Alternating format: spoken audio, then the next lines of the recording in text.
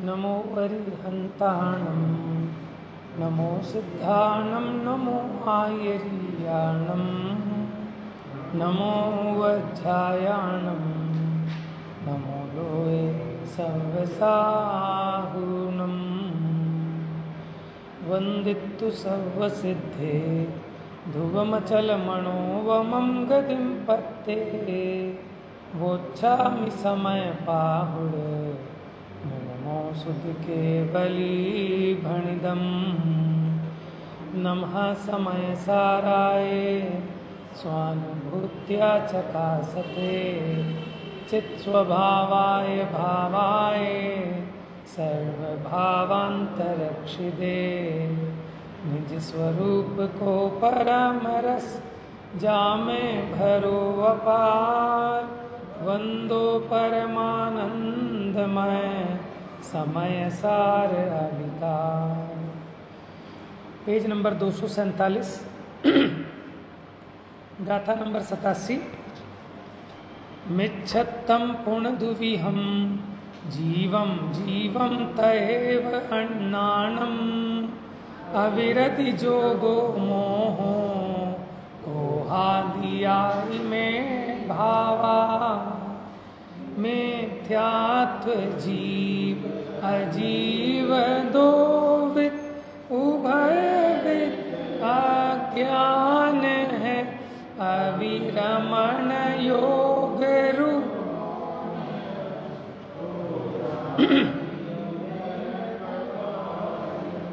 तो ये सब कितने प्रकार के हैं? उभय। उभय माने दोनों प्रकार के। दोनों प्रकार के कौन कौन से? यह भी इस गाथा में बता दिया। मिथ्यात्व जीव अजीव दो विध। तो मिथ्यात्व दो प्रकार का, एक जीव मिथ्यात्व और एक अजीव मिथ्यात्व। उसी प्रकार अज्ञान भी दो प्रकार का, अविरति भी दो प्रकार की, योग भी दो प्रकार का, मोह और क्रोध भी इसी प्रकार जीव और अजीव के भेद से दो तरह के। तो अपनी ये बात ख्याल में आ गई थी कि कर्म की प्रकृति वो जीव है या अजीव है? अजीव है। ठीक है, कर्म की प्रकृति अजीव है और कर्म की प्रकृति का उदय वो भी अजीव है। तो कर्म प्रकृति का जो उदय है वही उसका अनुभाग है, वही उसका भाव है। तो यहाँ जो कहा ना, दो प्रकार के भाव हैं, एक जीव के भाव और एक अजीव के भाव। यानी यहाँ पर जो मिथ्यात्व लेना वो खाली मिथ्यात्व प्रकृति नहीं, मिथ्यात्व प्रकृति का उदय, ठीक है, वो अजीव मिथ्यात्व है। यद्यपि जो सत्ता में पड़ी हुई मिथ्यात्व प्रकृति है वो भी अजीव है, लेकिन जैसे द्रव्य और भाव के अगर भेद करेंगे, है ना, द्रव्य क्षेत्र काल भाव में, उसी को प्रकृति प्रदेश स्थिति और अनुभाग। कर्म में चार बातें होती है ना, प्रकृति बंध, प्रदेश, स्थिति, अनुभाग। अनुभाग किसको कहते हैं? उसके फल देने की सामर्थ्य। जब कर्म उदय में आता है तो उसके उदय का जो स्वाद है, ठीक है ना, उसी का नाम भाव कर्म, ठीक है। और एक उसके निमित्त से जीव के परिणामों में जो मोह राग द्वेष आदि भाव होते हैं उसका नाम भी भाव कर्म, ठीक है। तो अभी सामान्य से हम यही कहते हैं कि द्रव्य कर्म माने पुद्गल के और भाव कर्म माने जीव के। लेकिन अब ये जो गाथा आई यहाँ भावों की बात है, तो उसमें भी दो प्रकार के भाव कह रहे हैं, एक भाव जीव का, एक भाव अजीव का। अब गड़बड़ क्या करते हैं कि जीव के भाव को अजीव नहीं कर सकता और अजीव के भाव को जीव नहीं कर सकता। भोग सकता है तो कर्म के उदय का स्वाद आत्मा ले सकता है क्या? अच्छा, और आत्मा के परिणाम से कर्म बन सकता है क्या? तो फिर जो जिनवाणी में लिखा है, क्या वो गलत है कि हमारे परिणामों के कारण कर्म बांधे, या मैंने जीव ने कर्म बांधे और जीव ने कर्मों को भोगा? तो इसका मतलब क्या समझना?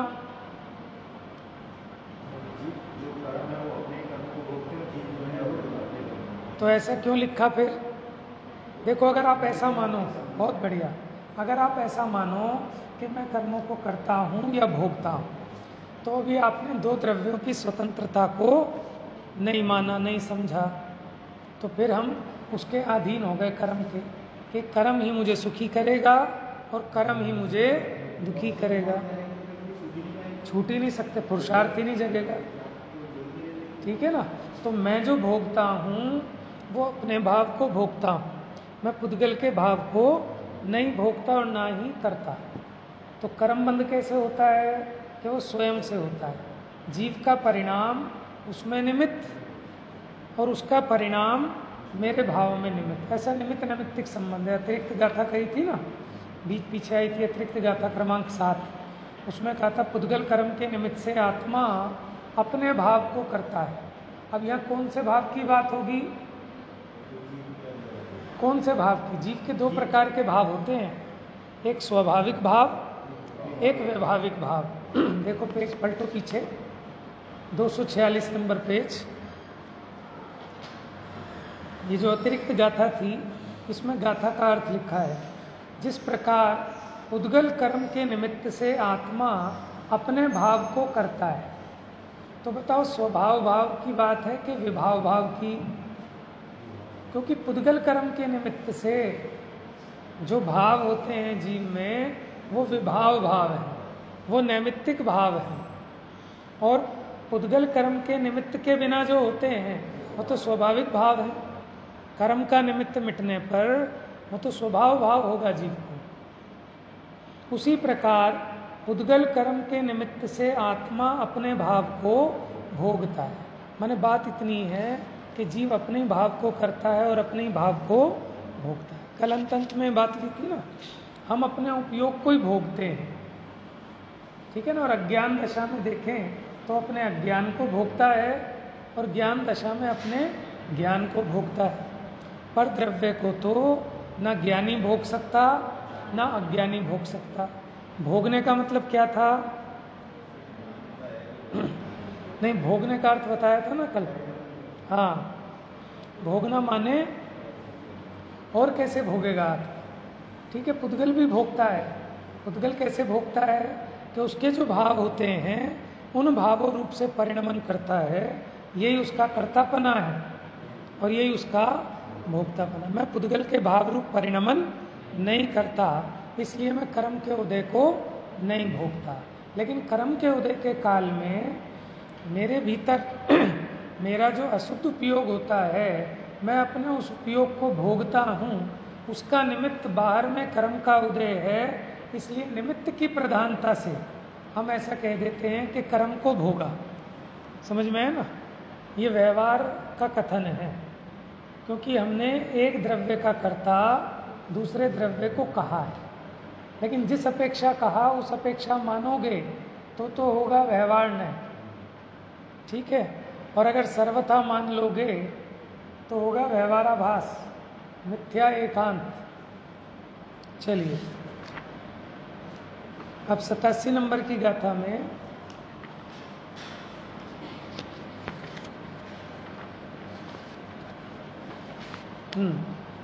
जो मिथ्यात्व कहा है वह दो प्रकार का है, एक जीव मिथ्यात्व और दूसरा अजीव मिथ्यात्व। अब आपको बड़ा आश्चर्य होना चाहिए कि जीव और मिथ्यात्व में तो भेद ज्ञान कराना है, लेकिन ये क्या कह रहे हैं? मिथ्यात्व को ही कि जीव मिथ्यात्व और एक अजीव मिथ्यात्व। समझ में आया? मिथ्यात्व रोग है, दोष है। ठीक है, लेकिन किसका दोष है? जीव का या कर्म का? हाँ, क्योंकि अगर आप ये मान बैठोगे कि कर्म का ही दोष है तो आप उस रोग को मिटाने के लिए उपचार क्यों करोगे? मैं तो अनादि से रोगी हूँ इसलिए उपचार कराने आया हूँ, और अगर मैं रोगी हुई नहीं तो फिर क्यों आए हो उपचार कराने? फिर मंदिर क्यों आए? फिर स्वाध्याय क्यों करें? जो कहते हैं कि रोग मेरा नहीं है, उसका मतलब है रोग मेरा स्वरूप नहीं है। रोग है ही नहीं, ऐसा नहीं है। हुआ तो है, लेकिन ये समझना ये रोग है, ये मेरा स्वरूप। तो राग हुआ तो है, लेकिन वो राग मेरा स्वरूप, और एक राग मुझ में नहीं हुआ, वो कौन है? वो कर्म प्रकृति का उदय। चलिए, तो एक जीव मिथ्यात्व, दूसरा अजीव मिथ्यात्व। और इसी प्रकार अज्ञान, अविरति, योग, मोह तथा क्रोधादि कषाएं, ये सर्व क्या लिखा है आगे? सर्व के बाद क्या लिखा है? भाव। ये सब भावों की बात है। ये सब भाव जीव और अजीव के भेद से दो प्रकार के हैं। ठीक है, देखो टीका इसकी पढ़ ली थी, पढ़ के फटाफट आगे चलते हैं। फिर मिथ्या दर्शन, अज्ञान, अविरति इत्यादि जो भाव हैं वे प्रत्येक, प्रत्येक माने दोनों प्रकार के, मयूर और दर्पण की भांति, यानी एक तो मोर और एक दर्पण में बना मोर, दो है ना, अजीव और जीव के द्वारा भाए जाते हैं। यानी जो पौद्गलिक मिथ्या दर्शन, अज्ञान, अविरति है, वो किसके द्वारा भाया जाता है? मिथ्यात्व, अविरति और अज्ञान। वो थोड़ी ना दर्पण भाएगा, तो मोर की बात है। ठीक है, थोड़ा और सरल कर देता हूं कि जो पौद्गलिक मिथ्यात्व, अविरति और अज्ञान हैं, वो किसके द्वारा भाए जाते हैं? जीव के द्वारा या अजीव के द्वारा? सोच के बताना फिर से। जो पौद्गलिक मिथ्यात्व, अज्ञान और अविरति हैं, वो किसके द्वारा भाए जाते हैं? मेरा प्रश्न पूरा सुनो आप। जो पौद्गलिक मिथ्यात्व, पौद्गलिक, पुद्गल वाले, वो किसके द्वारा भाए जाते हैं? भाए का मतलब समझ में आया? भाना माने होना, उस रूप होना। तो उस रूप कौन होता है, जीव या पुद्गल? पौद्गलिक मिथ्यात्व रूप अजीव होता है। समझ में आया? क्योंकि मिथ्यात्व प्रकृति पुद्गल है, तो उसका उदय भी पुद्गल है, उस रूप में नहीं होता, वो पुद्गल होता है। इसलिए वे अजीव भी हैं और जीव भी, क्योंकि जो जीव के द्वारा भाए जाते हैं वो भाव जीव हैं, और जो अजीव के द्वारा भाए जाते हैं वो अजीव है।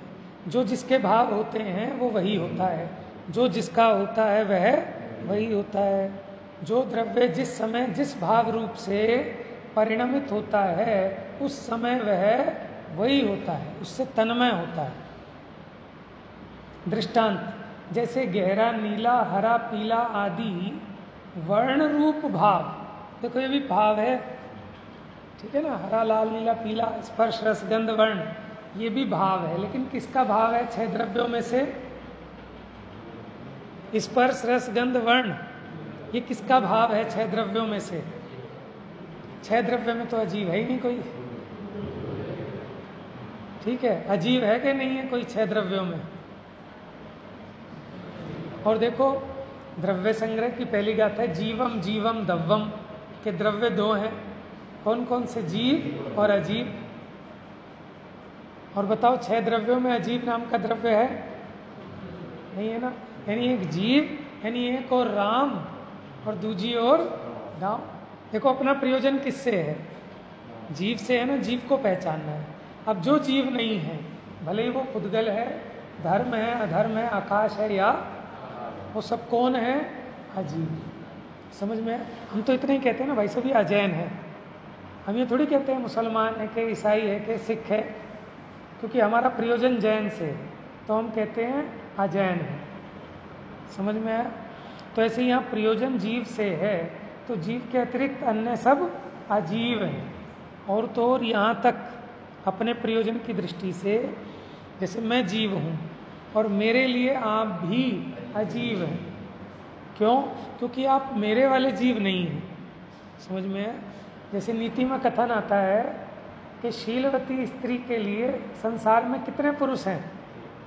एक ही है, उसके अलावा कोई पुरुष ही नहीं है।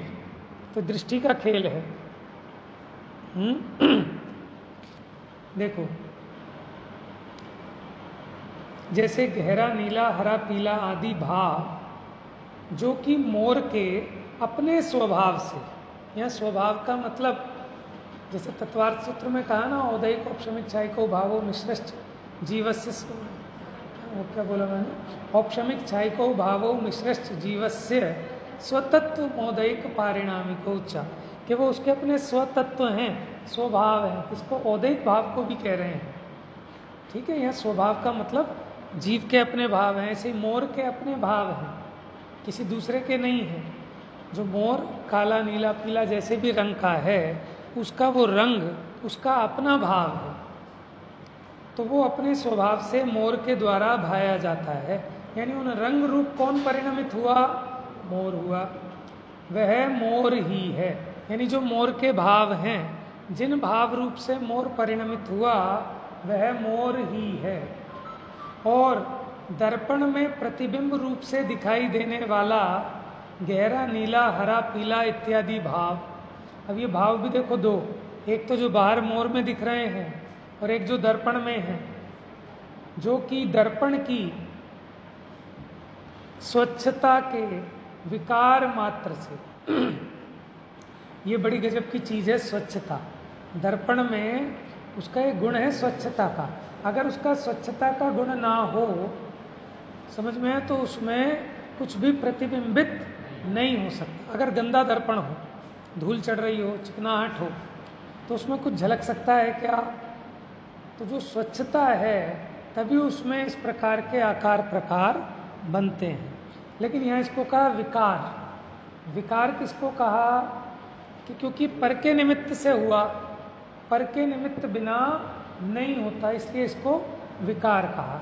अब इसमें एक बात और बताई थी हमने, दर्पण का उदाहरण ज्ञेय ज्ञायक को बताने के लिए दिया जाता है। किसके लिए? ज्ञेय ज्ञायक को। बाहर में जैसा ज्ञेय है वैसे ही दर्पण में झलका। लेकिन इस गाथा में ज्ञेय ज्ञायक नहीं समझाना, क्या समझाना है? कल बताया था मैंने, क्या समझाना है? क्योंकि देखो बाहर में जो मोर है उसके निमित्त के बिना दर्पण में मोर नहीं बन सकता। अगर बाहर का मोर ना हो तो भीतर दर्पण में मोर नहीं बन सकता। बनाए कि नहीं बनाए? बताओ, बनाए कि नहीं बनाए? कि हम बनाए ना, जैसा बन सकता है वैसा बना है, दर्पण में जैसा पॉसिबल है वैसा बना है। समझ में आया? तो जो दर्पण में बना हुआ मोर है वो मोर है कि दर्पण है? दर्पण। मोर नहीं है, मोर नहीं है, मोर है, वो दर्पणमयी मोर है, वो वाला मोर नहीं है। जब हम कह रहे हैं कि मोर नहीं है, इसका मतलब बाहर में जो मोर है वो वाला मोर नहीं है। लेकिन जो दर्पण की अवस्था रूप मोर का परिणमन है, माने उसका आकार उस तरह का जो दिख रहा है, वो तो उसी की पर्याय है ना दर्पण की, और उसका नाम भी मोर है। लेकिन चूंकि वो दर्पण की ही अवस्था है, इसलिए दर्पण में प्रतिबिंबित होने वाला मोर दर्पण ही है। बात समझ में आई? तो यानी देखो इसमें ध्यान रखना, अभी जो आपने कहा ना, इसी के लिए मैंने बताया कि यहाँ जो हम मोर और दर्पण का उदाहरण दे रहे हैं वो ज्ञेय ज्ञायक के लिए नहीं, निमित्त नैमित्तिक के लिए। क्योंकि जब तक बाहर का मोर ना हो तो दर्पण में मोर नहीं बन सकता। बस इतने के लिए उदाहरण दिया। अब आपका जो प्रश्न है कि बाहर में मोर है और उपयोग में माने मोर जानने में आया, तो देखो पहले तो दर्पण उदाहरण है, और जो उदाहरण है वो एक देश घटित होता है, वो पुद्गल है। और जो मेरा चैतन्य दर्पण है वो पुद्गल नहीं है। दर्पण में सिर्फ उसका प्रतिबिंब दिखाई दे सकता है, क्योंकि दर्पण में सिर्फ रूप ही प्रतिबिंबित हो सकता है, स्वाद नहीं। समझ में आया? उसकी गंध नहीं, उसका स्पर्श नहीं, सिर्फ रूप झलक सकता है। लेकिन मेरे ज्ञान में स्पर्श रस गंध वर्ण सब झलकते हैं कि नहीं झलकते हैं? तो मेरे कहने का मतलब ये है, आप ये मत समझना कि जैसे दर्पण में वो झलकता है ऐसे मेरा ज्ञान का दर्पण है उसमें वो झलकता है। ये तो शब्दों की कमजोरी है। वास्तव में तो मेरे जानने में जो आता है उसी को हम कहते हैं प्रतिभासित हुआ, उसी को हम कहते हैं झलका, उसी को हम कहते हैं कि वो मेरा ज्ञान मोर के आकार रूप परिणमित हुआ। तो उस ज्ञान का नाम भी मोर है। क्या? कि मोर को विषय बनाने वाले ज्ञान का नाम भी मोर है। देखो नए चक्र में 3 प्रकार के नए गिनाए, एक शब्द नय, एक ज्ञान नय और एक अर्थ नय। अर्थ नय कैसे? प्रवचन सार का उदाहरण है जैसे बैल। तो जो बैल बाहर में नजर आ रहा है, जो सींग मार देता है, जो बोझा लाद के ढोता है, वो है अर्थ बैल। कैसा बैल? जो वस्तु रूप है, जो द्रव्य गुण पर्यायात्मक है, वो है अर्थ बैल। अर्थ नय से देखे तो ठीक है। और हमने जो शब्द बोला बैल, ये बैल जो शब्द है उच्चारण किया, ये शब्द नय की अपेक्षा बैल है। ये भी तो बैल है ना। तीसरा बैल कि बैल को जानने रूप जो अपने ज्ञान का परिणमन हुआ, माने ज्ञान में चित्रित बैल, वो ज्ञान बैल है। समझ में आया?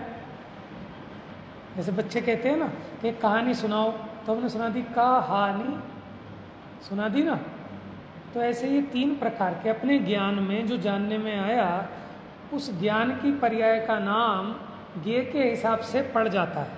माने ज्ञान की उस पर्याय ने जिस ज्ञेय को विषय बनाया, उसके आधार पर उस उपयोग का नाम पड़ जाता है। जैसे घड़े को जानने वाले ज्ञान का नाम घट, घट ज्ञान। पट को जानने वाले ज्ञान का नाम पट ज्ञान। लेकिन इससे ये नहीं समझना कि घट का या पट का ज्ञान में कुछ आया हो, कुछ नहीं आया। जैसे दर्पण में जो प्रतिबिंबित हो रहा है मोर, आपने उसका नाम मोर ही क्यों रखा? क्योंकि उसके आकार बनने में ये जो बाहर वाला मोर है ये निमित्त है। समझ में? बस इतना संबंध देखकर हमने इसका नाम भी क्या रख दिया? मोर। ऐसी नयों का भी है। देखो, आत्मा के शुद्ध स्वभाव को जानने वाले नय का नाम शुद्ध नय, अशुद्ध स्वभाव को जानने वाले नय का नाम अशुद्ध नय, आत्मा के नित्य धर्म को जानने वाले नय का नाम नित्य नय, आत्मा के एक धर्म को जानने वाले नय का नाम एक नय। तो आपने जो प्रश्न किया ना कि अपने उपयोग में जो बाहर में मोर दिखा, वैसे ही मोर अपने में बना, तो बना बना कुछ नहीं, ये तो शब्दों की सामर्थ्य नहीं है ना। तो बना का मतलब क्या है कि ज्ञान जैसा वो बाहर में मोर है, ऐसा उसको जानने रूप में परिणमित हुआ। इसी को कहते हैं मोर के आकार हुआ, मोराकार। आपने दो शब्द सुने होंगे, ज्ञानाकार और एक ज्ञेयाकार। ठीक है। अब ज्ञानाकार माने ज्ञान रूप परिणमित होना, उसका नाम है ज्ञान। आकार का मतलब यहाँ परिणमित होना। ठीक है। और ज्ञेयाकार माने ज्ञेय रूप परिणमित होना। ठीक है। अब दर्पण में देखते हैं तो दर्पण मोराकार है या दर्पणाकार है? दर्पण जिसमें मोर झलक रहा है वो मोराकार है या दर्पणाकार है? कुछ कंफ्यूजिंग तो नहीं हो रहा? ज़्यादा नहीं आए तो आप पूछना। दर्पण उसमें मोर का आकार बनाना, तो वो मोर आकार हुआ कि नहीं हुआ? हुआ है। समझ में आया? तो भाई साहब मोराकार और दर्पणाकार दोनों एक ही हैं। देखो, जैसे वो आपने उदाहरण सुना होगा, जैसे चॉकलेट से शेर बनाया, तो वो शेर है या चॉकलेट है? चॉकलेट भी है, शेर भी है, लेकिन वैसे वाला शेर नहीं है जो बाहर में होता है। ये चॉकलेट का ही शेर है, चॉकलेट का ही बना है। तो ऐसे ज्ञान में जो कुछ भी ज्ञात होता है वो ज्ञान ही ज्ञान है ना। यह झलकन भी ज्ञायक है, इसमें नहीं गे महकते। झलकते नहीं, झलकते तो हैं, महकते माने उनकी गंध भी नहीं है, उनका प्रवेश भी ज्ञान में नहीं है। लेकिन फिर भी ज्ञान जिस ज्ञेय को जानने रूप परिणमित हुआ, तो उस ज्ञान को अगर ज्ञेय की तरफ से देखें तो उस ज्ञान को कहा जाएगा कि ज्ञान ज्ञेयाकार हुआ। लेकिन अगर उस ज्ञेय को गौण करके एक ज्ञान सामान्य को देखें तो वो ज्ञान तो ज्ञानाकार ज्ञानाकार ही है। जैसे उस बच्चे से पूछो कि मैंने वो चॉकलेट का कोई इस तरह डिज़ाइन का लेके आए और बच्चे से पूछो ये क्या है, तो बच्चा ये नहीं कहेगा शेर है, बच्चा कहेगा चॉकलेट है। समझ में? सेठानी के पास लेके गए सोने का सामान, तो उससे पूछा ये क्या है, उसने कहा ये तो नौलखा हार है। और सेठ जी के पास लेके गए तो उन्होंने कहा सोना है। तो सोना है या हार है? दोनों ही हैं, आपकी देखने की दृष्टि है। अगर आप उस ज्ञान को ज्ञेय की तरफ से नापते हैं, ज्ञेय की तरफ से देखते हैं, तो वो ज्ञान ज्ञेयाकार दिखाई देता है। और उसी में ज्ञेय को गौण करके ज्ञान सामान्य को मुख्य करते हैं तो वही ज्ञानाकार दिखाई देता है। तो कहने में कोई आपत्ति नहीं है, अपेक्षा को सही समझना है। और ऐसा नहीं समझना कि जैसे दर्पण में मोर झलका ऐसे मेरे ज्ञान में ये सब घटपट झलक रहे हैं, ठीक है। और ज़्यादा ऐसा भी नहीं समझना, वो तो उदाहरण देने के लिए समझाते साइंस में, जैसे बाहर में कोई वस्तु है तो उसका प्रतिबिंब रेटिना पर बनता है, फिर वो रेटिना को हम जानते हैं, तो इतनी उसमें वो जाने की बात नहीं है। तो ऐसे कहीं ऐसा समझते हैं कि जैसे ये मोबाइल रखा है तो ये तो मोबाइल बाहर में है, अब इस मोबाइल का प्रतिबिंब मेरे ज्ञान में झलका, फिर मैंने मेरे ज्ञान को जाना, तो ऐसा नहीं है। ये तो समझाने के लिए भले कहते हैं, आत्मा अपने स्वभाव से, या आत्मा का स्वभाव है अपने स्वरूप से स्व और पर समस्त ज्ञेयों को जानने रूप परिणमित होता है। अब उस जानने में जो निमित्त होता है उसकी तरफ से उस ज्ञान को नाम मिल जाता है, मोबाइल का ज्ञान, माइक का ज्ञान, समय सार का ज्ञान, जैसा बाहर में निमित्त हो, ठीक है ना। ऐसा नहीं हो तो समझाने के लिए स्थूल रूप में भले उदाहरण दे दें। तो वास्तव में ज्ञान अपने माने ज्ञेयों को जानने के लिए ज्ञेयों के अधीन नहीं है। क्या कि ज्ञान इन सब पदार्थों को जानने के लिए इनके अधीन नहीं है, इसकी अपनी स्वयं की योग्यता से परिणमन होता है। लेकिन गजब का निमित्त नैमित्तिक संबंध ऐसा ही है कि जब मोबाइल को जानने रूप परिणमित होते हैं तो बाहर में ये निमित्त मोबाइल ही होता है, ठीक है ना, सम्यक ज्ञान की अपेक्षा।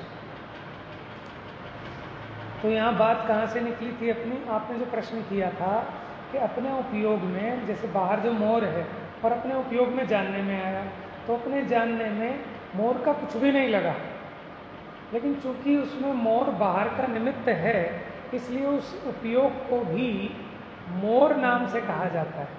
कि आपका उपयोग कैसा हुआ कि मोर आकार हुआ अथवा मोर को जानने रूप हुआ, लेकिन मोर को जानने रूप परिणमन ज्ञान का है, मोर का नहीं।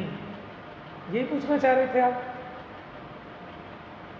देखिए, तो स्वच्छता के विकार मात्र से तो ये बात चली थी, जैसे दर्पण का स्वभाव है स्वच्छता, ऐसे एक स्वच्छत्व नाम की शक्ति भी है आत्मा में, ठीक है ना। 47 शक्तियाँ गिनाई, उनमें एक स्वच्छत्व नाम की शक्ति भी है।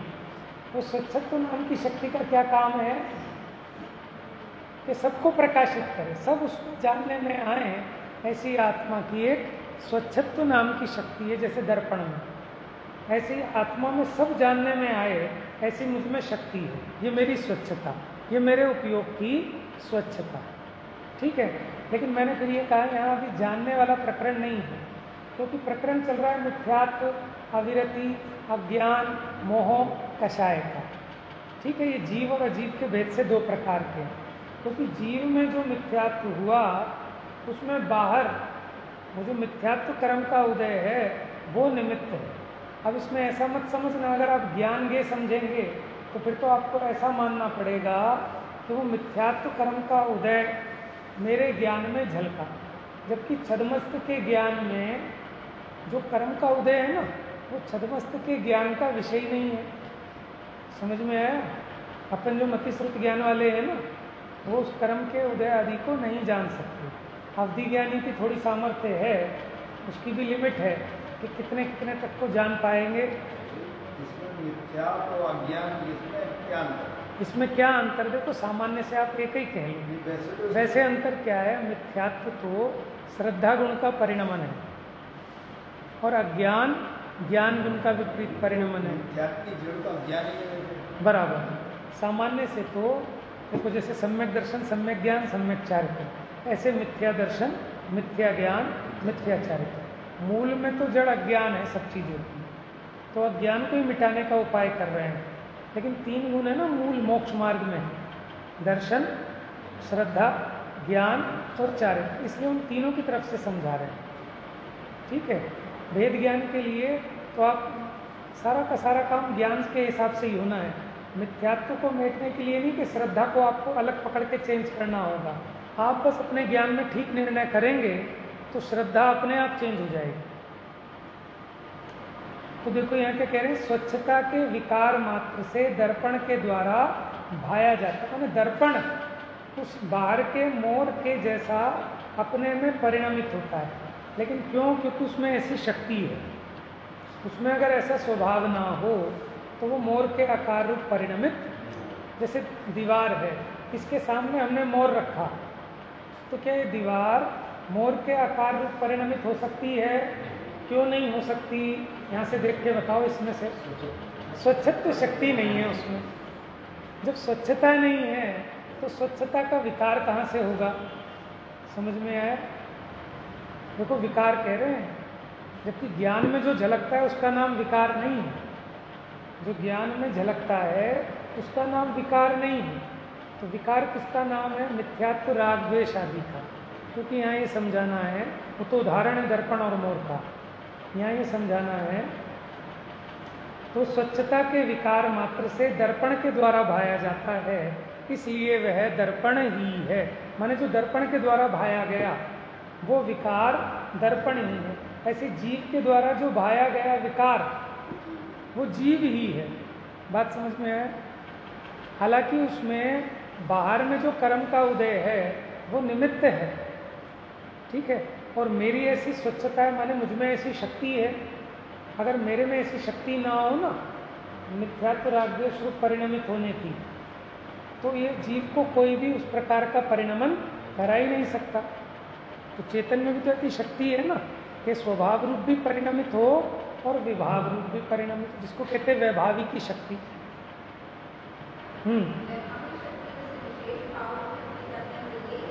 देखो विशेष भाव रूप शक्ति कहते हैं वैभाविक को, माने उसका स्वाभाविक परिणमन तो ये है वैभाविक शक्ति का कि वो स्वभाव रूप परिणमित हो, ये उसका स्वभाव रूप है। और उसी का विभाव रूप परिणमन ये होता है कि जीव अज्ञान, मिथ्यात्व आदि रूप परिणमित हुआ। इसी को हम परिणाम शक्ति भी कह लेते हैं कि दोनों प्रकार के परिणाम होने की योग्यता है जीव में। नहीं हो तो 3 काल में भी जीव अशुद्ध रूप परिणमन नहीं कर सकता।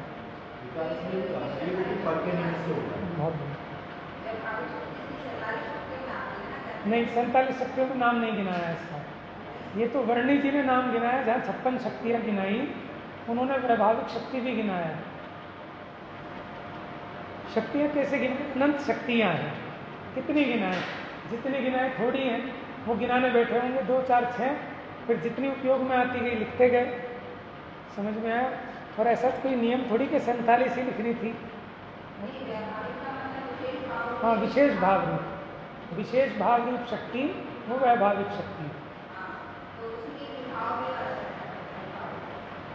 उसमें ऐसी शक्ति है कि स्वभाव रूप भी परिणम सके, विभाव रूप, ठीक है। लेकिन विभाव रूप तभी परिणमेगा जब कर्म के उदय का निमित्त होगा, उसके बिना नहीं परिणम सकता।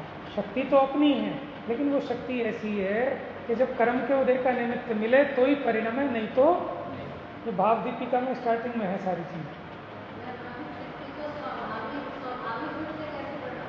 देखो वैभाविक शक्ति का स्वाभाविक परिणमन है कि वो जो स्वाभाविक भाव रूप जो परिणमन हुआ सिद्ध दशा में वैभाविक शक्ति है कि नहीं है, क्योंकि अगर हम उसे शक्ति मानते हैं तो वो त्रिकाल होनी चाहिए। अब सिद्ध दशा में जो विशेष भाव रूप शक्ति है वहाँ उसका स्वाभाविक परिणमन है, और संसार दशा में जब उसे कर्म के उदय का निमित्त है तो उस विशेष भाव का विभाव रूप परिणमन हो रहा है, ठीक है ना। अच्छा, स्वभाव रूप परिणमन होगा। और कहीं कहीं इसको शक्ति के अलावा गुण भी कहीं कहते हैं, वैभाविक गुण है। हाँ बराबर। देखो जैसे आत्मा में एक निष्क्रिय नाम का गुण है, निष्क्रियत्व, माने इसके प्रदेश अकंप रहें, ठीक है ना, ऐसा एक गुण है। अब सिद्ध दशा में इसकी स्वाभाविक व्यक्ति होती है, और संसार दशा में गुण तो रहेगा निष्क्रियत्व, लेकिन उसका विभाव रूप परिणमन होगा। और आपको बताऊं, एक शक्ति का रूप अनंत शक्तियों में है। अब जैसे वैभाविक शक्ति है, अब इसके कारण बाकी सारी शक्तियां भी इसकी संसार दशा में विभाव रूप परिणमित होती हैं, और सिद्ध दशा में स्वभाव रूप परिणमित होती है। जैसे मेरे में एक चेतन शक्ति है और एक सत्ता शक्ति भी है। सत्ता शक्ति के कारण सारी शक्तियों की सत्ता रहती है और चेतन शक्ति के कारण मेरी जो सत्ता रूप शक्ति है, दर्शन रूप शक्ति है, चारित्र रूप शक्ति है, वो सब चेतन है। क्योंकि वस्तु तो अखंड अभेद है ना। तो जो मीठा है वही सफ़ेद है, जो सफ़ेद है वही मीठा है, वही चिकना है। कथनचित भेद है। कथनचित नहीं कह सकते जो सफ़ेद है वो मीठा नहीं है। क्यों? क्योंकि सफ़ेद है उसका वर्ण और मिठास है उसका रस। इस अपेक्षा भेद भी है। तो वस्तु तो अखंड है। ये सारे के सारे भेद ये समझाने के लिए किए गए हैं, लेकिन इनको समझने के बाद इनमें उलझना नहीं, अपने उस विकल्प को शांत करके निर्विकल्प हो जाना। बस तत्व के अन्वेषण के काल में खूब बाल की खाल निकालना, नींद में करना, ताकि जब आप माने स्वानुभव में बैठें तो वहाँ कोई विकल्प ना उठे, आपका पक्का निर्णय हो जाना चाहिए। इसलिए तच्चान्वेषण काल, तत्व अन्वेषण के काल में युक्ति प्रमाण आदि से खूब उसका निर्णय करना, लेकिन आराधना के समय नहीं। स्वानुभव के समय ऐसे विकल्प खड़े नहीं करना, भेद नहीं करना, वस्तु अभेद है। तो आपने सही कहा, विकार इसलिए भी कह रहे हैं क्योंकि इसमें कर्म के उदय का निमित्त है। विशेष कार्य को भी विकार कहते हैं और विपरीत कार्य को भी विकार कहते हैं। इसी प्रकार मिथ्या दर्शन, अज्ञान, अविरति इत्यादि भाव जो कि अजीव के अपने द्रव्य स्वभाव से, वाह, अब देखो हमारी तो सारी बात उल्टी लगती है फिर यहाँ, क्योंकि द्रव्य स्वभाव से तो आत्मा कैसा है, शुद्ध है कि अशुद्ध है, और पर्याय से अशुद्ध, ठीक है ना। लेकिन यहाँ क्या लिखा, और ये तो मूल टीका के वचन है अमृतचंद्र आचार्य के, अजीव के अपने द्रव्य स्वभाव से अजीव के द्वारा भाए जाते हैं, ठीक है ना। यानी हम जितना सुनते हैं शब्द का मात्र उतना ही अर्थ नहीं है। शब्द का अर्थ प्रकरण के हिसाब से होता है। एक ही शब्द का अर्थ अलग अलग प्रकरणों में अलग अलग अर्थ को देता है, क्योंकि शब्द हैं थोड़े और भाव हैं बहुत ज़्यादा। समझ में आया? जैसे राजीव, पंकज, नीरज, जलज, कमल, एक ही बात है कि अलग अलग है, एक नहीं है। भाई साहब आपका नाम नीरज है, आपको पता है नीरज का मतलब? अपने नाम का सबको पता होना चाहिए। नीरज का मतलब होता है नीर में जन्मने वाला। नीर माने जल में, जलज भी माने वो जो जल में जन्मे, पंकज माने जो पंख में जन्मे, कीचड़ में जन्मे। समझ में आया? तो जो कीचड़ में जन्मने वाला कमल है वो अलग है, और जल में जन्मने वाला अलग है, रज में जन्मने वाला अलग है। तो ऐसे उसमें भेद है। वो तो सामान्य से हम कह देते हैं पर्यायवाची। एक शब्द के अनेक अर्थ हो सकते हैं, एक शब्द के अनेक अर्थ हो सकते हैं, लेकिन अनेक अर्थों के लिए एक शब्द हो नहीं सकता। वो तो इसीलिए जो शब्द नए हैं, समभिरूढ़ नए हैं, आगे आगे जो जाते हैं, वो इसकी मन व्यवस्था को शुद्ध करता है। समझ, जैसे पानी, तोय, वारी, जल। अच्छा देखो, जो भगवान का अभिषेक करते हैं तो कहते हैं पानी डालो, क्या कहोगे आप कि जल ले आओ, जल भरी भरी ले आओ। ये थोड़ी कहोगे पानी भर भर ले आओ। समझ में अंतर है कि नहीं? एक नाली में बहने वाला पानी है, एक तालाब में पड़ा हुआ पानी है, ठीक है, एक गिलास में भरा हुआ पानी है। तो सबके अलग अलग बातें हैं, लेकिन क्या करें, शब्द हैं कम और भाव हैं अनंत। तो मजबूरी है, हमें बहुत सारे भावों के लिए किसी एक ही शब्द का प्रयोग करना पड़ता है, लेकिन प्रकरण के हिसाब से उसका अर्थ निकालना। तो यहाँ जो कह रहे हैं कि द्रव्य स्वभाव से, क्योंकि देखो 6 द्रव्य हैं, उन 6 द्रव्यों में जो पुद्गल द्रव्य है उसमें अपना स्वभाव है ना, उस रूप परिणमित होने का। बस यहाँ उतनी अपेक्षा ग्रहण करना कि अजीव के अपने द्रव्य स्वभाव से अजीव के द्वारा भाए जाते हैं, माने अजीव ही अपने उन भावों रूप परिणमित होता है, जीव ही अपने उन भावों रूप परिणमित होता है। और मिथ्या दर्शन, अज्ञान, अविरति इत्यादि भाव जो कि चैतन्य के विकार मात्र से, क्या लिखा, स्वच्छत्व की जगह आ गया चैतन्य। चैतन्य, अगर चैतन्य नहीं हो तो उसका विकार भी नहीं हो सकता। अगर दर्पण की स्वच्छता नहीं हो तो उसमें मोर का प्रतिबिंब भी, अगर स्फटिक की स्वच्छता नहीं हो ना तो वो स्फटिक नीली लाल पीली नहीं हो सकती। ऐसे ये आत्मा, अगर इसमें चैतन्य शक्ति ना हो तो ये मिथ्या दर्शन, अज्ञान, अविरति रूप परिणमित नहीं हो सकता। देखो, सम्यक दर्शन, ज्ञान, चारित्र रूप तो हो ही नहीं सकता। मिथ्या दर्शन, मिथ्या ज्ञान, मिथ्या चारित्र रूप भी परिणमित नहीं हो सकता। बात समझ में आई? मिथ्या दर्शन, अज्ञान, अविरति इत्यादि भाव जो कि चैतन्य के विकार मात्र से, देखो चैतन्य में होता तो है लेकिन ये विकार रूप से परिणमन है।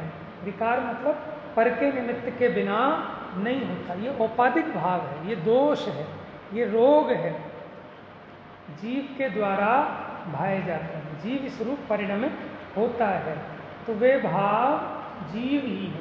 कल मैंने कही थी लेकिन बात पूरी नहीं हो पाई थी अंत में, कि यहाँ तो कह रहे हैं जो मिथ्यात्वादी हैं ये जीव हैं।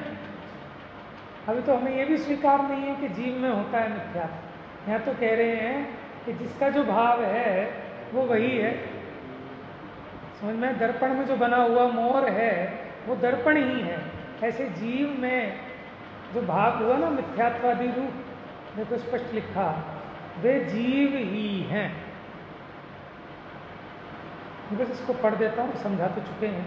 उद्गल के परमाणु, जयचंद जी छाबड़ा का अर्थ है, उद्गल के परमाणु पौद्गलिक मिथ्यात्वादी कर्म रूप से परिणमित होते हैं। उस कर्म का उदय होने पर उसमें जो मिथ्यात्वादी स्वाद उत्पन्न होता है, किसमें? ये मिथ्यात्वादी स्वाद किसमें उत्पन्न होता है? देखो दोबारा से, उस कर्म का विपाक होने पर उसमें, किसमें? कर्म में। देखो ध्यान से देखो, उस कर्म का विपाक होने पर उसमें, नहीं तो फिर इसमें कहते हैं। ऐसे थोड़ी ना सर्वनामों का गलत प्रयोग करेंगे। तो उस कर्म का, उस किसके लिए आया? कर्म के लिए। तो उसका उसमें उसी के लिए चल रहा है। उस कर्म का विपाक होने पर उसमें जो मिथ्यात्वादी स्वाद उत्पन्न होता है, पकने पर ही तो होता है ना। चना कच्चा है तो कड़वा है, लेकिन उसमें मिठास कब उत्पन्न होती है? जब वो पक जाता है। यानी वो भड़भूजे में भूनते हैं ना, तो उसमें मिठास कहाँ से आ गई? तो मीठा हो जाता है चना। कहाँ से आई? रेते में से आई कि अग्नि में से आई? चने में से कहाँ से आ गई? लेकिन ऐसे ही निमित्त नैमित्तिक संबंध है कि जब उसको भूजा जाता है तभी उसमें आती। गुरुदेव का उदाहरण था ना, 64 फुटी तिखास। जब वो लैंडी पीपर को रगड़ते हैं उस पर सिलबट्टे पे, तो जितना जितना रगड़ते हैं उसमें उतनी उतनी तिखास आती जाती है। तो तिखास कहाँ से आई? सिलबट्टे में से। उसमें थी तो आई, लेकिन रगड़े बिना नहीं होगी प्रकट। है द्रव्य कर्म का भाव कर्म। यहाँ इस अपेक्षा कह रहे हैं कि जो कर्म की प्रकृति का उदय है वो उसका भाव है। माने जो कर्म की प्रकृति है वो तो द्रव्य है ना, और उस कर्म प्रकृति का जो विपाक है वो उसका भाव है। ये गोमट सार कर्म कांड की 6 नंबर की गाथा है, जिसमें वहाँ गिनाया कि ये जो मिथ्यात्वादिक हैं ये उसके भाव हैं। गाथा में भी देख के बताऊंगा कल।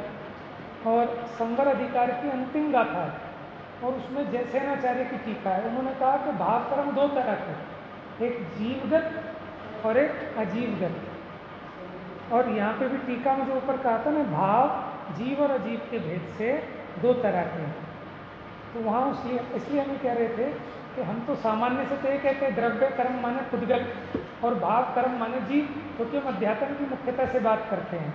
लेकिन भाव कर्म खुदगल का भी होता है और जीव का भी होता है, क्योंकि द्रव्य क्षेत्र काल भाव हर एक वस्तु का सचतुष्ट है। हाँ, ये जो भी बात चल रही है, हाँ ये हाँ, उसका विपाक। तो इसी को कह रहे हैं मिथ्यात्वादी स्वाद। ये जो मिथ्यात्वादी स्वाद उत्पन्न हुआ, ये पुद्गल का भाव कर्म है, वह मिथ्यात्वादी अजीव है। और कर्म के निमित्त से जीव विभाव रूप परिणमित होता है। अब देखो, कर्म में तो वो स्वाद आया, अब उसका निमित्त ऐसा कि जीव भी अपने में ऐसे ही मिथ्यात्व रूप परिणमित होते हैं। लेकिन गड़बड़ क्या होती है, इसको लगता है कि मैंने कर्म का स्वाद लिया, लेकिन कर्म का स्वाद नहीं लिया, इसने तो अपने ही परिणाम को किया, अपने ही परिणाम को भोगा। ऐसे गे गैट में भी लगा ले, वे विभाव परिणाम चेतन विकार हैं, इसलिए वे जीव हैं। ये जीव के भाव कर्म, जीव के भाव कर्म में पुद्गल का भाव कर्म निमित्त हो गया। यहाँ ये समझना चाहिए कि मिथ्यात्वादी कर्म की प्रकृतियाँ पुद्गल द्रव्य के परमाणु हैं, जीव उपयोग स्वरूप है, उसके उपयोग की ऐसी स्वच्छता है, मानो उसमें ऐसी शक्ति है ना उपयोग में, कि वो उपयोग अशुद्ध रूप में परिणमित हो, वो उपयोग शुद्ध रूप में, तभी तो उसको शुद्धोपयोग, अशुद्ध उपयोग, शुभ उपयोग, अशुभ उपयोग। और यहाँ तो कहेंगे वो उपयोग मिथ्या दर्शन रूप परिणमित हो, है अज्ञान रूप परिणमित हो, और मिथ्या चारित्र रूप परिणमित हो।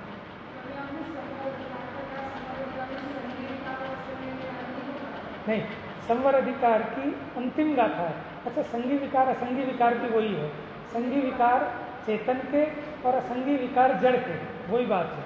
हाँ, एक चेतन का विकार और एक जड़ का, वहाँ का संगी और असंगी। हाँ, उसके उपयोग की ऐसी स्वच्छता है कि पौद्गलिक कर्म का उदय होने पर उसके उदय का जो स्वाद आवे, उसके आकार उपयोग हो जाता है।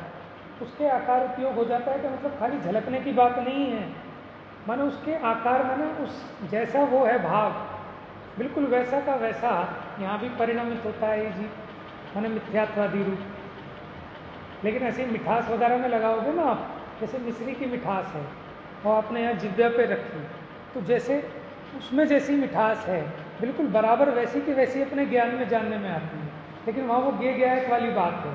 अब उसमें रागाधिक जो करता है, ठीक है ना, वो जीव का विकार है। अज्ञानी को अज्ञान के कारण उस स्वाद का और उपयोग का भेद विज्ञान नहीं है। इसकी चर्चा तो आगे की गाथाओं में चलेगी अभी। इसलिए वह स्वाद को ही अपना भाव समझता है। जब उनका भेद ज्ञान होता है, अर्थात जीव भाव को जीव जानता है और अजीव भाव को अजीव जानता है, तब मिथ्यात्व का अभाव होकर सम्यक ज्ञान होता है। बड़ी इंपॉर्टेंट लाइन है जयसिंह जी छाबड़ा की, लेकिन इसका अर्थ समझने के लिए हमें आगे की 2-4 गाथाएं और देखनी पड़ेंगी। ये तो उन्होंने रहस्य यहीं की यहीं बता दिया पूरा का पूरा भेद ज्ञान का, कि हम क्या गड़बड़ करते हैं, तो स्वाद को ही अपना भाव मान लेते हैं, जबकि वो मेरा भाव नहीं, वो विकार है, और उसमें पुद्गल कर्म के उदय का स्वाद निमित्त है, वो वैभाविक भाव है। लेकिन उसी को अपना स्वभाव मानकर अपने उपयोग में और उस विभाव में भेद ज्ञान नहीं करता। शेष चर्चा कर। मिथ्यात्म नाश को ज्ञान के